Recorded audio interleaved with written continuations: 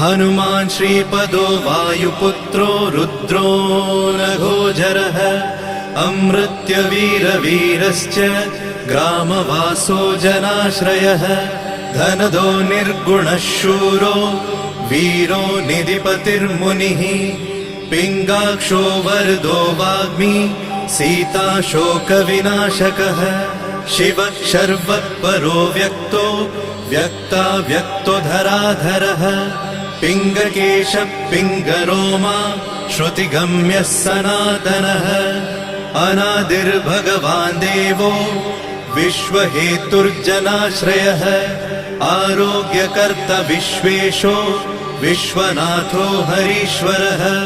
भर्गो रामो रामभक्तः कल्याणप्रकृतिस्थिरः